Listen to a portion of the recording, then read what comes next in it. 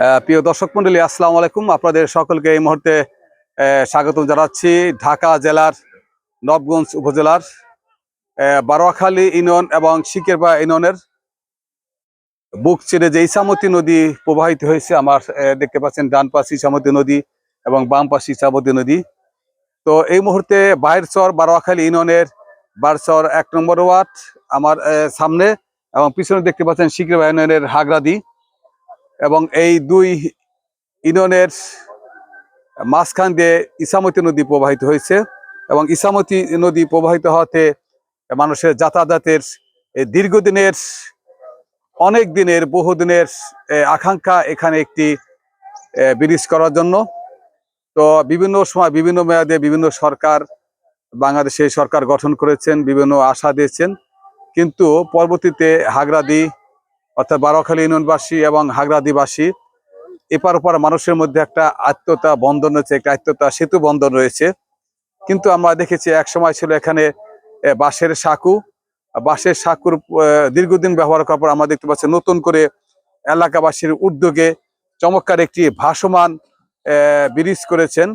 চমৎকার সেই ব্রিজটি দেখানোর জন্য আপনাদের এসেছি, এবং আজকের এই ভিডিওর মাধ্যমে যারা এর উদ্যোগ নিয়েছেন এবং যারা অর্থনৈতিকভাবে শ্রম দিয়ে, অর্থ দিয়ে সহযোগিতা করেছেন, তাদের প্রতি অনেক অনেক অভিনন্দন এবং ধন্যবাদ জানাচ্ছি। প্রিয় দর্শক মণ্ডলী, আমরা জানি 10-এর লাঠি 1-এর বোঝা, সম্মিলিতভাবে যে কোনো অসাধ্যকে সাধ্য করা যায়। সেই অসাধ্যকে সাধ্য করেছেন বারচর এলাকাবাসী, এবং উপার রয়েছে হাগরাদি শিকারপাড়া ইউনিয়নের।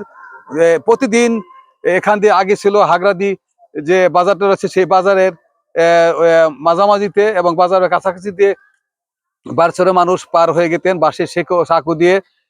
তো সেই বাঁশের সাঁকু নেই, আধুনিক তথ্য প্রযুক্তির যুগ। এই যুগে আমরা দেখতে পাচ্ছি আধুনিকভাবে কাঠের এবং লোহার বাঁশমার এবং ড্রাম দিয়ে চমৎকার ব্রিজ সেতু করেছে।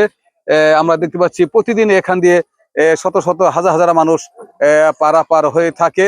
তো চমৎকার একটি ব্রিজ করেছে। তো একটি কথা বলতে, যে কথা বলছিলাম, যে সম্মিলিতভাবে আসলে অসাধ্যকে সাধ্য করা যায়, যে কোনো উদ্যোগ নিলে সেটা সফলতার মুখ দেখা যায়। ঠিক তেমনিভাবে দেখতে পাচ্ছি বারচর এবং আশেপাশের হাগরাদির মানুষ চমৎকার একটি এখানে ব্রিজ করেছেন। আপনারা দেখতে পাচ্ছি, যদি আপনাদের দেখানোর চেষ্টা করি, আমরা দেখতে পাচ্ছেন অনেক লম্বা ব্রিজটি, আপনারা দেখতে পাচ্ছেন অনেক লম্বা আকারের ব্রিজটি করেছেন। এবং এখন আমি নদীর মাঝামাঝিতে দাঁড়িয়ে আছি। আসলে নদীর মাঝামাঝিতে দাঁড়িয়ে পানির উপর দিয়ে আমি হেঁটে যাচ্ছি। ভাসমান সেতু দেখতে কিন্তু একটি নান্দনিক সেতু হয়েছে বা ব্রিজ হয়েছে।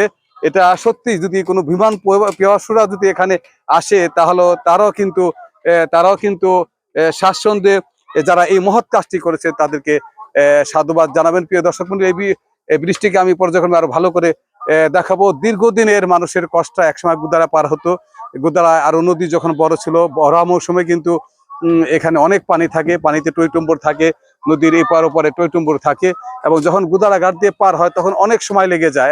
আর্জেন্ট একজন রুগী যাতায়াতে অনেকটা এই দুই পারের মানুষের অনেকটা সময় হয়। দুই পারের লোকজন নয়, এখান থেকে কিন্তু বিভিন্ন অঞ্চল থেকে মানুষ আসে এই অঞ্চলে।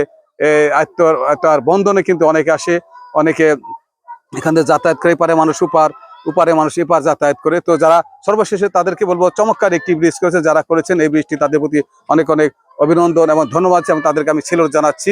এই জাতীয় কাজ যেন আর আমরা সম্মিলিতভাবে ছোটখাটো যে সমস্যা রয়েছে আমাদের এলাকায় অঞ্চলে, সরকারের আশায় না থেকে আমরা কিন্তু সম্মিলিতভাবে উদ্যোগ নিয়ে যে কোনো কাজ করতে পারি। সকলে ভালো থাকবেন, সুস্থ থাকবেন, সামাজিক উন্নয়নের পাশে থাকবেন, এই প্রত্যাশা নিয়ে বিদায় নিচ্ছি। আল্লাহ হাফেজ।